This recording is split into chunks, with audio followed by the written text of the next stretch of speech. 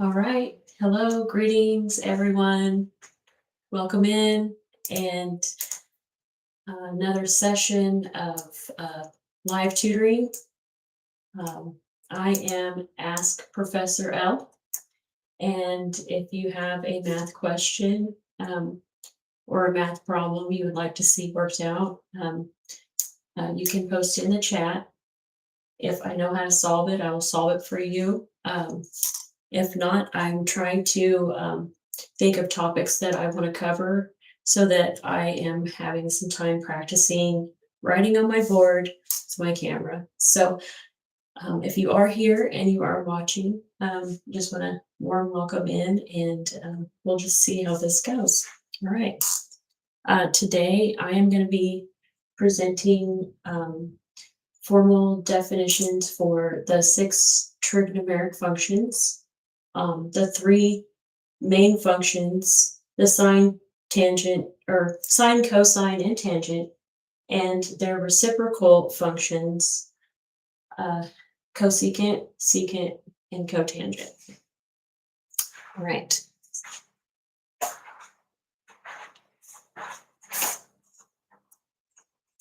And I know that we've talked about the unit circle, and I plan on trying to work with the unit circle quite a bit, especially in the first few lessons. One, I need to be refamiliarizing myself with the unit circle. It's been many years since I've got to work with it. And I missed the old thing. So here goes. Trig.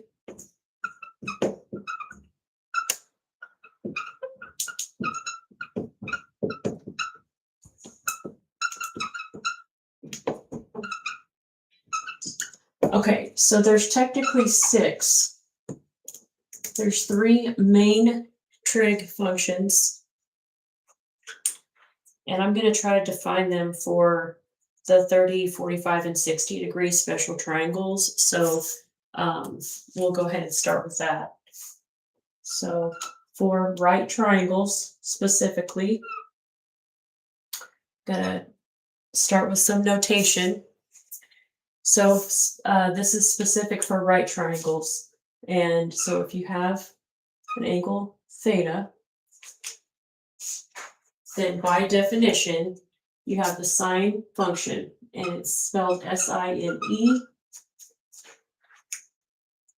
It's abbreviated. You see it abbreviated sin. And in relation to theta, this function exists on right triangles specifically. So we're looking at in a relationship to theta, this would be, we have the opposite side.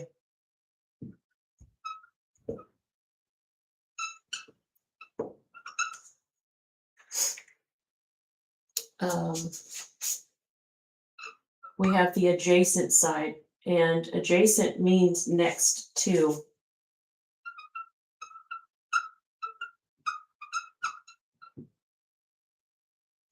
And then the longest side of a triangle is always the hypotenuse.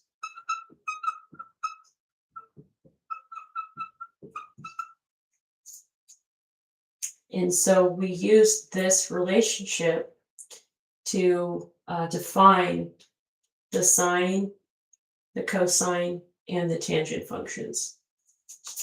And by definition, sine of theta equals opposite, and it's just abbreviated, OPP, it's just abbreviated, and that's over hypotenuse, height.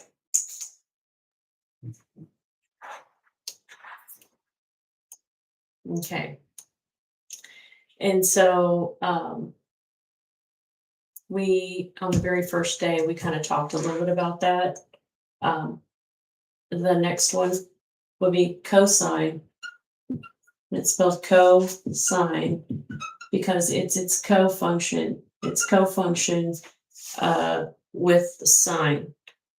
And so that's where it gets that little prefix there is cosine. It's the co-function. And maybe we'll do a couple of lessons on some definitions and define them, but definitions are kind of boring if you don't love math. So they're important, but I don't want to, muddy up what I'm trying to explain here. So we'll talk more about that later on, functions and their co-functions. So cosine for angle theta here by definition. So cosine for an angle theta is adjacent ADJ over hypotenuse. All right, and so we've got the adjacent side length over the hypotenuse.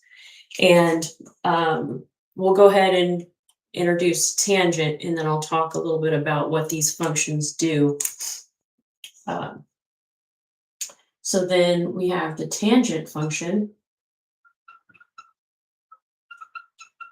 Tangent is abbreviated TAN, like I'm going to get a suntan, go maybe hang out at the beach, get a suntan. And it is defined, it's a little bit different. It's tangent special. So you have sine and cosine co-functions, and then you've got tangent out here going off on a tangent. And really, tangent ends up being, I wouldn't say it's more useful, but it's arguably at least as useful as both of those. Tangent is special, and tan theta is opposite over adjacent. Okay. And notice that tangent is not defined in terms of the hypotenuse. Tangent is only defined by the legs. All right. So those are the three main trig functions. They also have their reciprocal functions. So you have three main functions. I don't know if I can fit them in here. I got a little loosey on this. Maybe I would have been a little bit more organized. We'll go ahead and just put them over here. So we have cosecant.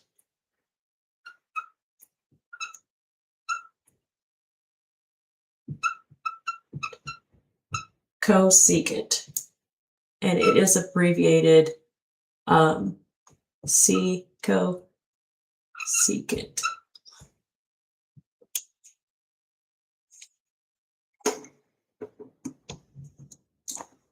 And cosecant is the sine function's reciprocal. So it is defined cosecant theta is, by definition, 1 over sine theta.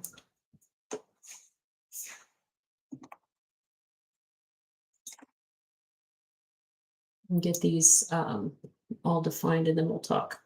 I probably should have stopped there and explained exactly what these functions do. Functions in math, generally, you have an input, you put values into from the domain of the function, and the function returns a value in the range. So it's like you put something in, and then you get something different out. And that's kind of the basically very layman terms for what a function will do in math. And that's any function. But right now we're talking about the trig functions. So what they do is they take an angle and they return a ratio of a side length on a triangle. So that's essentially what's going on. Their domain are angles. Rather, it's either in degrees or radian measures. So those are the two ways that you represent angles in mathematics. You either represent it in a degree, or the measure of the angle would be in radians. So degrees or radians. All right, so we've got two more to cover. Cosine has a reciprocal function as well. It is secant. And that is abbreviated SEC. And secant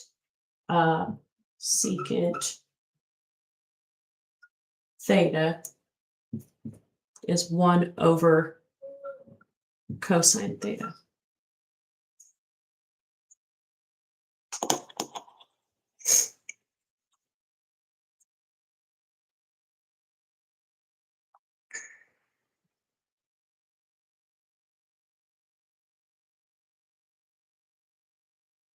And one more we have cotangent. Cotangent is abbreviated COT, C-O-T. I take a nap on a cot. And so cotangent for a angle theta is going to be 1 over tangent theta. Okay, so those are a brief introduction of the definitions for the 6 trigonometric functions in relation to right triangles. Very useful in solving application problems in advanced math. All right, so we're gonna probably spend the rest of the day, or the hour rather, today, working on and working with these functions. And I'm hoping that I'm hoping to get to the point where I'm remembering how to do these, working with them in solving and proving the identities. At one point in time, I really enjoyed working through the solutions of the identity and verifying them. And I was looking at it earlier today to try to figure out what I wanted to present. And it was like a foreign language. So we'll just see how this goes, because this is me getting reintroduced to concepts that I studied many years ago in college. So this trigonometry was one of my favorite subjects. So that's the reason why I chose it to start out. It was one of the subjects that I was most comfortable with. And I got to teach a couple semesters of college trig. So that was interesting. So anyway, all right, enough of that. I kind of went off on a tangent, didn't I? Okay, so what I want to do is I want to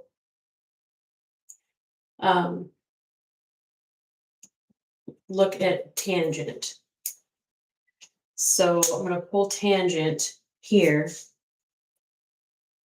And because tangent is defined in terms, so tangent is equal to sine theta over cosine theta. And just want to kind of work through the math explaining how, using the definitions, how that's true.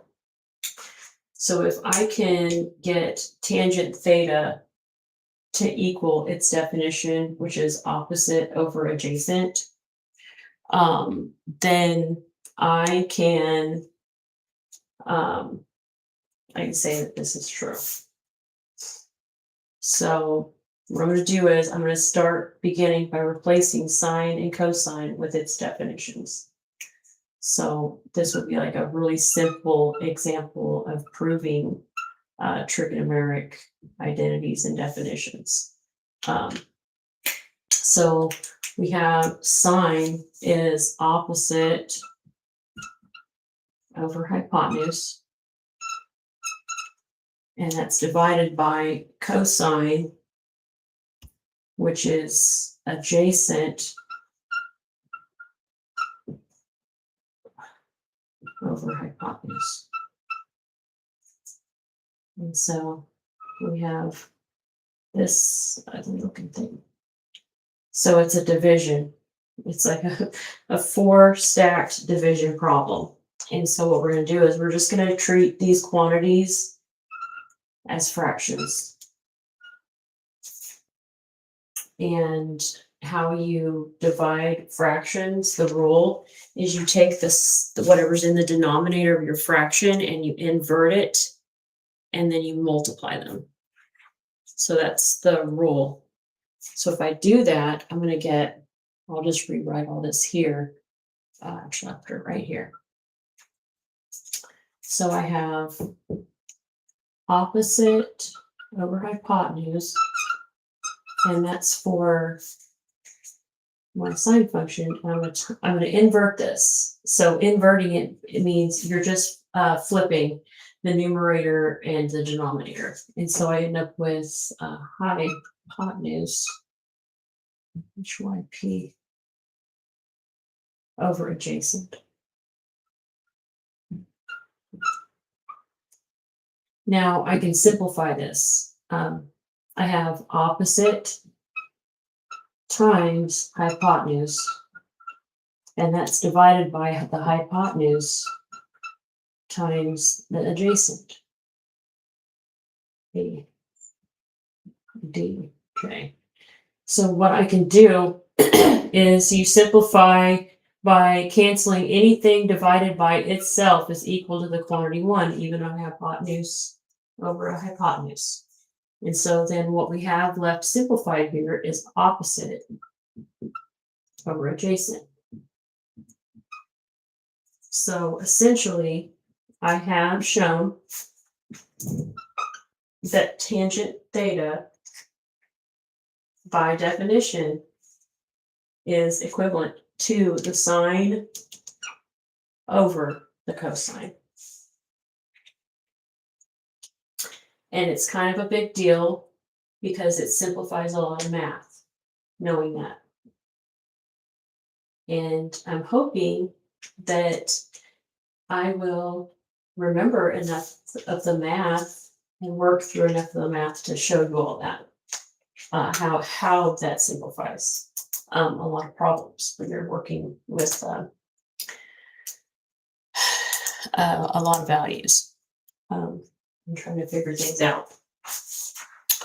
Okay, good, that worked out.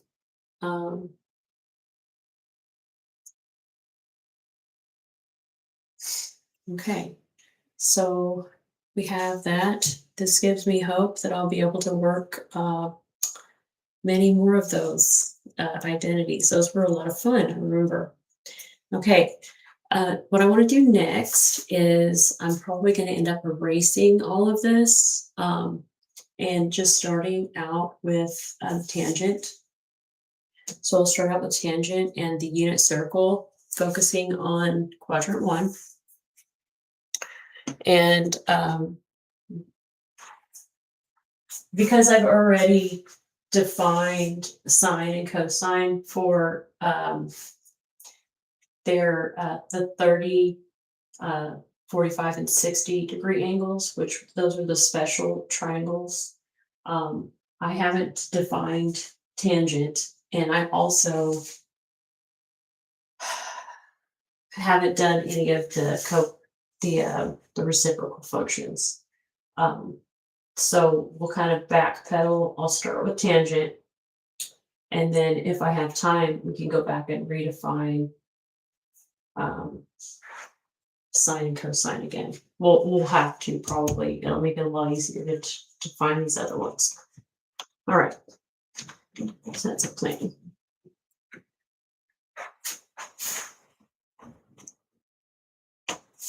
So we'll just start with tangent, and I'm going to need a chunk of the unit circle. So we'll just start.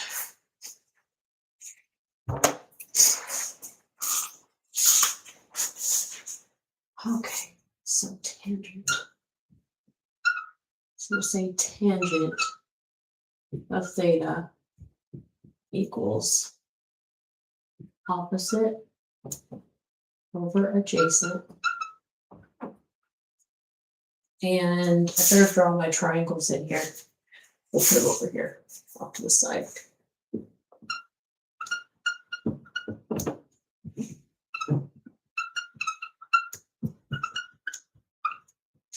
I can't believe I used to write on this board for 7-8 hours a day, because I'm just doing it for an hour a day and it's exhausting me now. And I used to teach whenever I taught high school. I would write all over the board. I had 3 boards in my classroom, and I would fill all of them up every hour, and I would erase them every hour and redo it. I just honestly don't know how I did it. All right, so we've got our special triangles. We've got the 30, the scalene. It's a right scalene triangle, and it's the 30. We'll call that the 30. This looks like a 60 to me. We've got 1 radical 3 to 2. And then we've got the right isosceles. And it's 1 to 1 to the square root of 2. Is those the side ratios. And this is how we're going to define tangent. And so we've got, put our angles in here. We've got 45. So opposite angles, opposite sides must be in a triangle. It's a closed system. There's 180 degrees. And so if it's fated that if you have a right isosceles, you have 2 equal angles, your side lengths, 2 equal side lengths as well. So that's what's nice about that one. And then we're going to use these to define tangent. So we're going to start with, we'll start with tangent of 30 degrees. Let's see. Go ahead and just draw my quadrant. So we've got our unit circle. We've just got a chunk of the coordinate system here, the first quadrant. And first quadrant, we have our X and our Y values are both positive. And then we have a unit circle. So it has a radius of 1 and it's centered at the origin.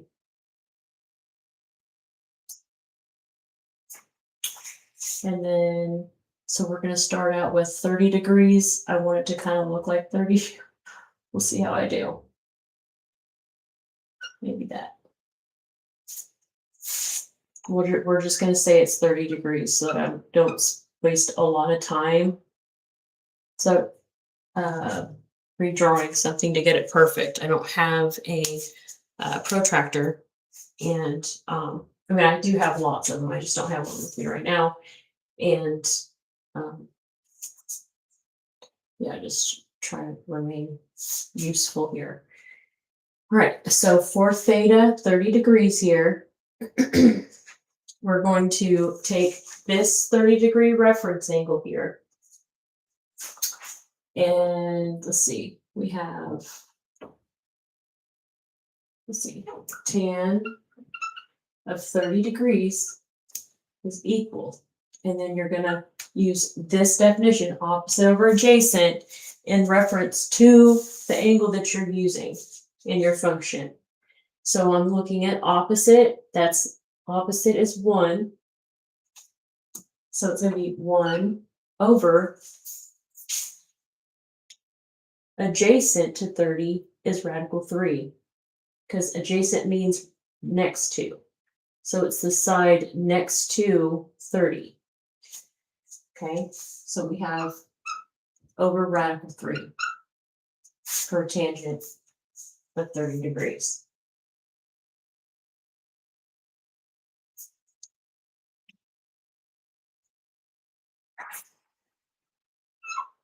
Now, you're not going to leave a radical in, how does that look? Okay, you're not going to leave a radical in the denominator. So remember, you have to use that little trick. It's not a trick, it's sound math. Anytime you multiply by the quantity 1, it does not change the value. If I have $1 million and I multiply it by 1, I still only have $1 million. Okay. We're also using, so it's kind of tricky because we're using 2 math facts here. We're using the fact that when you multiply a quantity by 1, it doesn't change the value. And then we're also using the fact that anything divided by itself is equal to the quantity 1. So there's 2 math facts here we're using. And that's what makes it tricky, is because it's not 1, it's 2. So people think, oh, it's some math magic or something, and it's not. We're just using the properties of real numbers. And so when you do that, you multiply the fractions, and this process is called rationalizing the denominator, because a radical is not rational. Radicals are not rational. Some of them are, some of them aren't.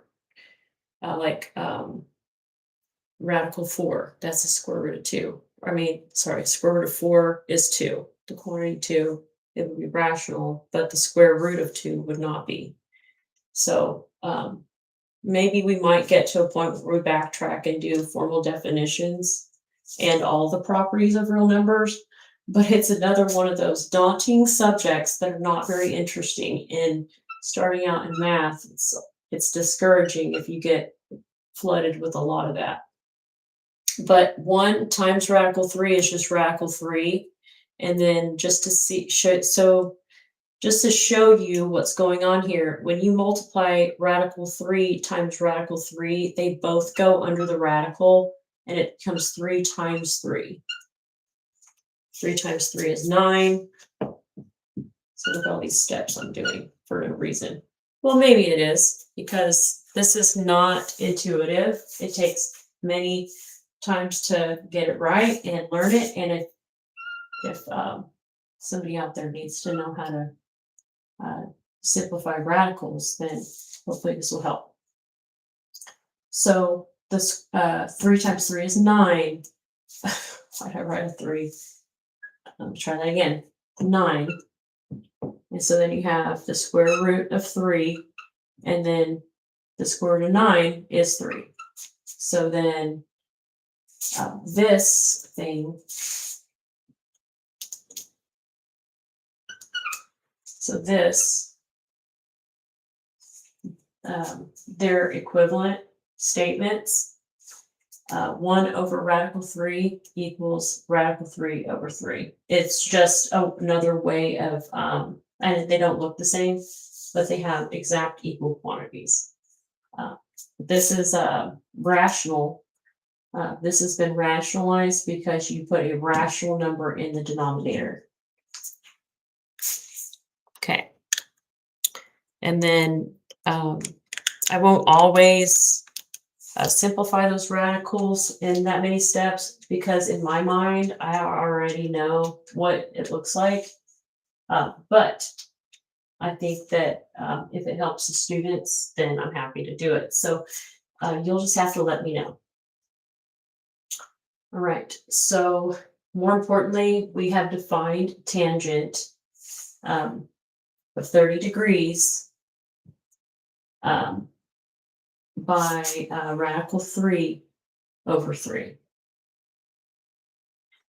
And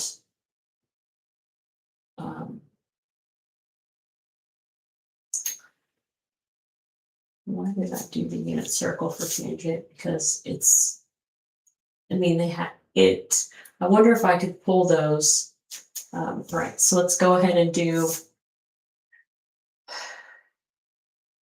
the 60 now, because 60s with 30. See if I can draw this without, I don't want to mess it up.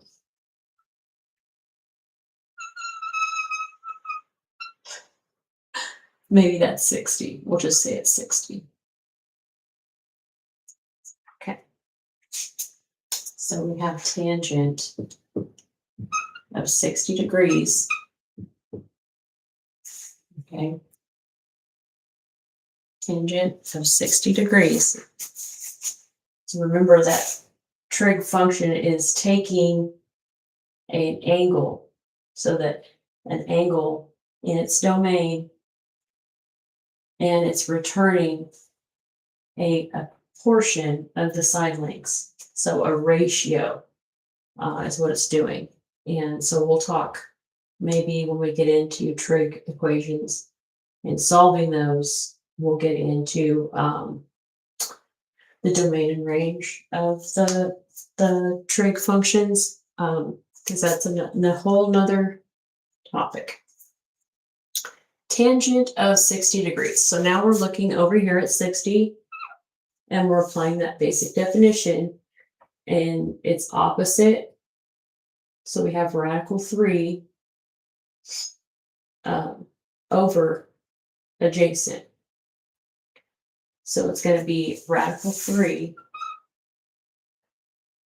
over 1. So 1, you divide a value by 1, it doesn't change the value, so we just hide the 1, and it becomes radical 3.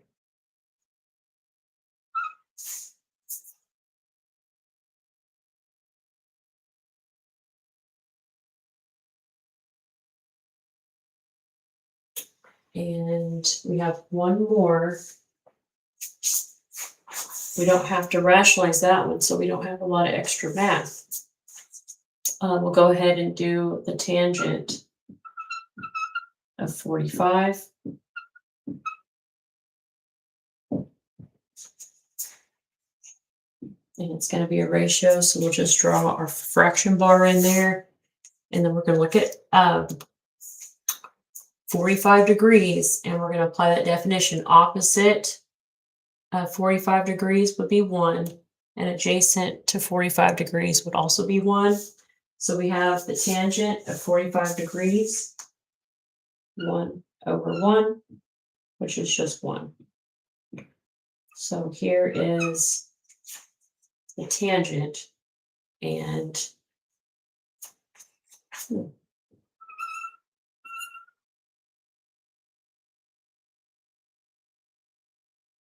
I need to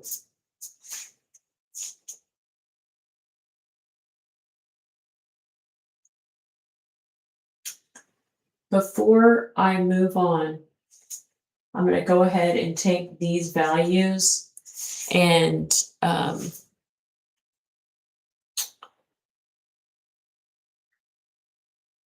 okay, so I'm going to write these in here somewhere. Here, do tangent, kind of condensed for form, 30 degrees equals radical 3 over 3. And then we have tangent of 60 degrees equals radical 3. And then we have tangent 45 equals 1. So I'm just going to box that. So, I have them handy. And then I'm going to erase all this. Because what I want to do is I want to put the co-functions up here.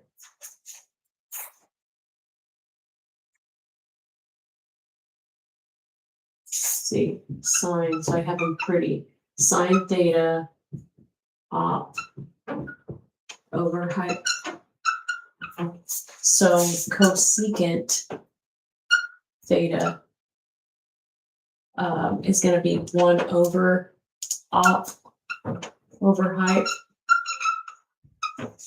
So when you simplify that fraction, what happens? 1 over 1 times, and then you have to flip the denominator, so it becomes height over op. So cosecant is just height over op. Okay. So we have sine and then cosecant. I'm going to erase all of that to put height over op. Okay. And so then you see the pattern. Now I can do that for cosine theta. Cosine theta was adjacent over height. I'm getting ahead of myself, writing a little fast and very sloppy, so I'll settle down here. Height. So then it's its reciprocal function would be secant theta. And I already proved it to you for cosecant. It's true for cosine and secant, where you can, the reciprocal functions, you just reciprocate it. So you have height over ADJ.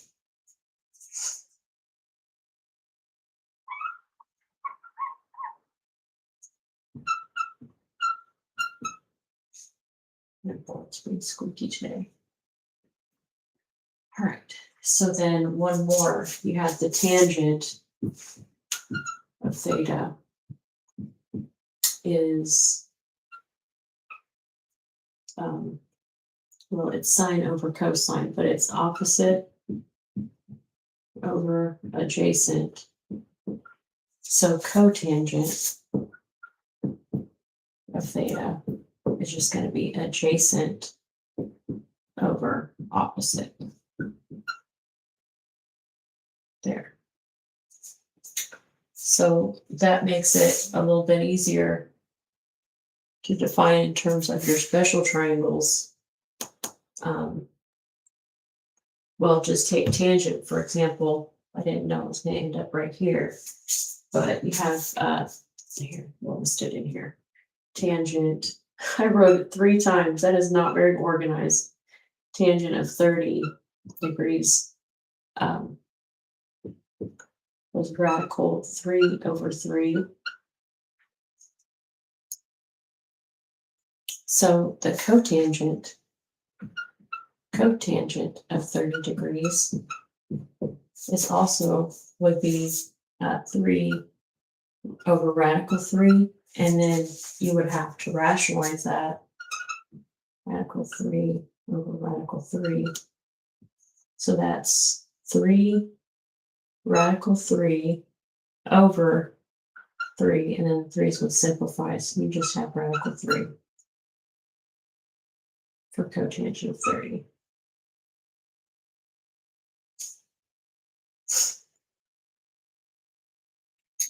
And then we got to do it for 60.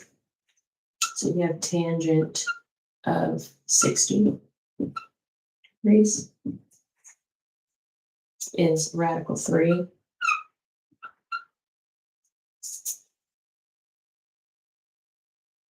And it was over 1. So then when you go to list cotangent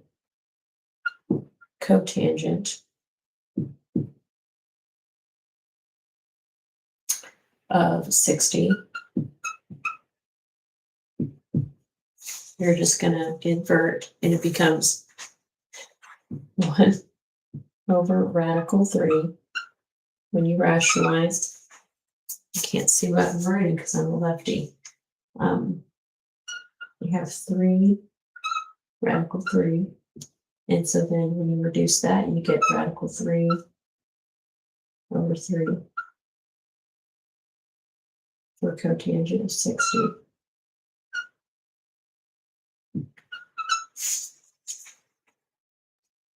And I've got 45 to fit in here. I think I can. I have to get down.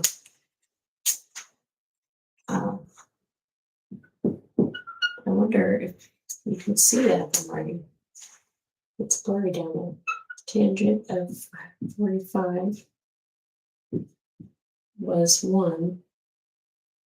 So what do you suspect cotangent of 45 is going to be?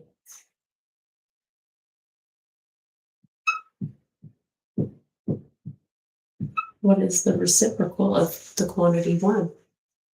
Would that also be 1? Okay.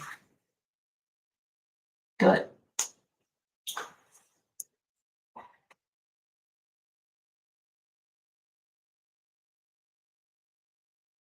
Okay. I have about 15 more minutes, 20 more minutes. So I guess what we'll do next is backtrack and play around a little bit more with the sine and cosine, because I did not define those for, well,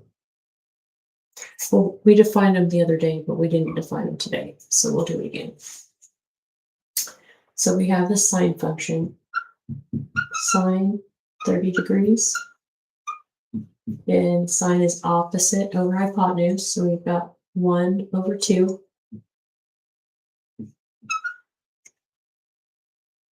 And then, oh yeah, because we have cosecant and secant. So then we have cosine. Oh, we'll do sine of all 3 first. So we have sine of 60 degrees is opposite over hypotenuse, so that's going to be radical 3/2. And then we have the sine of 45.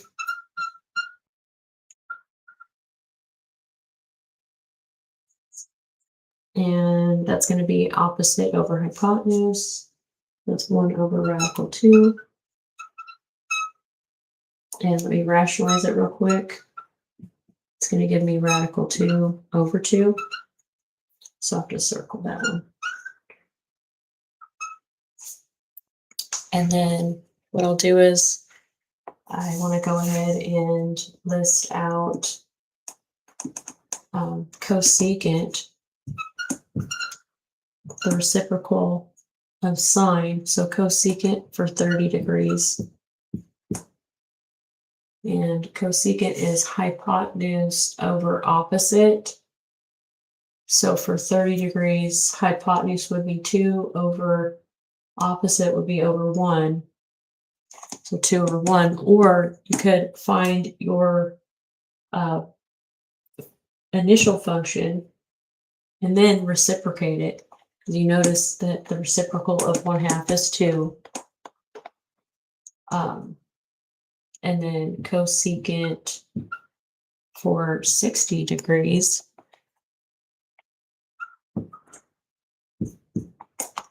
and that's 2/radical 3. And we'll rationalize that one real quick and get out of the way.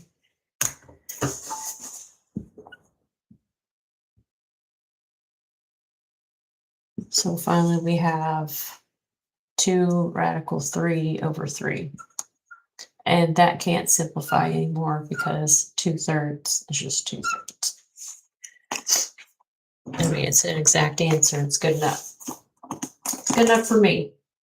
So we have then one more. We have the cosecant of 45.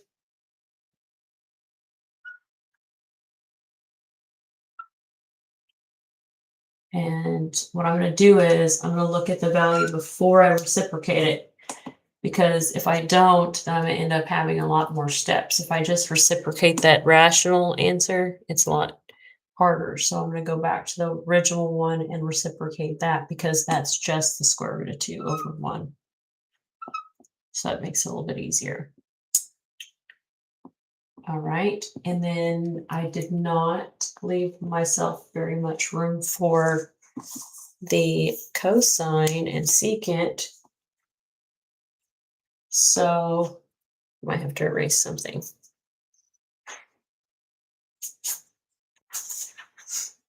We'll put it here. I guess tangent's gonna go away. Tangent is kind of off on its own. It has its own uses and its own applications.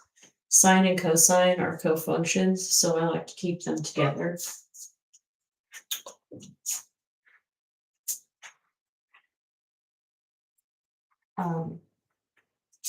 Cofunctions, they work together. It's like if you have co-workers, they're people that work with you.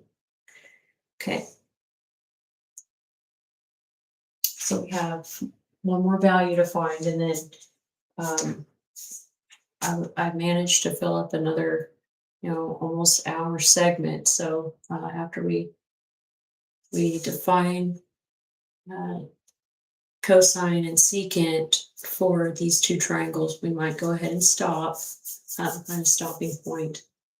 And I don't have anybody that's asked me questions yet. So maybe people don't have math questions, or maybe people don't know that I'm here. So I'll just wait and see. All right, so we've got cosine and secant. And so cosine for 30 degrees. We've got adjacent over hypotenuse. So we've got the adjacent would be radical 3, and your hypotenuse is going to be 2. And we'll have the cosine of 60 degrees. And adjacent to 60 here is going to be 1 over hypotenuse would be 2, so that's 1/2. And then one more. We've got the cosine of 45.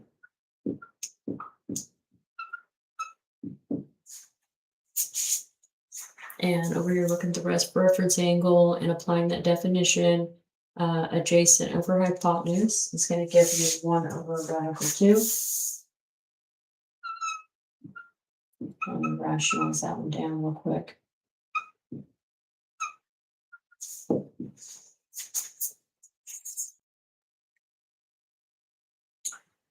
And so that's going to be radical 2 over 2. I'm going to box that. And then I'm going to remember this one whenever I go to do the reciprocals. So secant 30. You can apply the formal definition here, hypotenuse over adjacent for 30 degrees. You can go and look at your hypotenuse over the adjacent,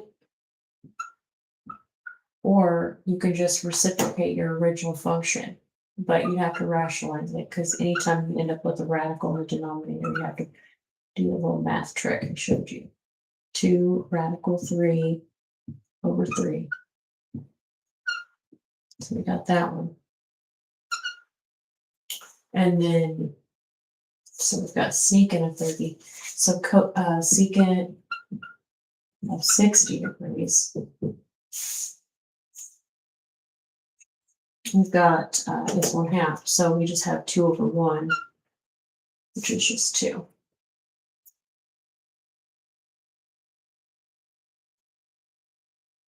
And then one more, we've got the cosine 45. So we've got the secant for 45 degrees. And I'm going to use the removal. We're going back to that one because all you have to see is that it's radical 2 over 1. So it's a little bit easier. If you play around with this one, there's a lot of extra steps. So we've got that. All right, good.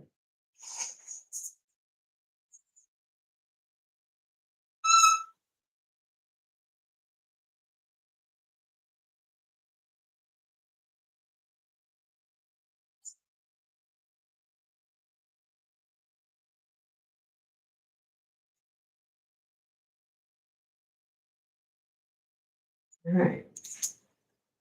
And leave this up so I can use it to help me figure out what we'll talk about next time. Continuing the study of the trigonometry. And let's see, how am I doing? All right, I've got 50 minutes in, so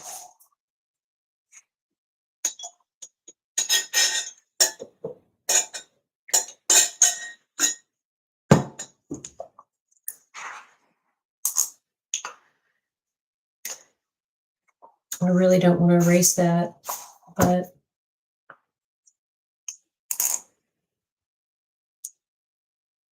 we might have to because, well, I'm just going to put down here on the bottom what I want to talk about next time. And it has to do with this Pythagorean theorem and the Pythagorean identity. So I'll just hold off and pause. All right, so I am going to go ahead and end the live stream for today. And yeah, if you were watching my video and you participated or you found some kind of use for my presentation, feel free to put it in the chat and let me know. I hope that everyone has a good rest of their evening, and I will be back here live from 6 to 7 tomorrow. I am trying to do this Monday through Friday in that specific time slot for now. If that changes, I will let you know. So I hope everyone has a very nice rest of your evening, and I will see you back next time. Thanks.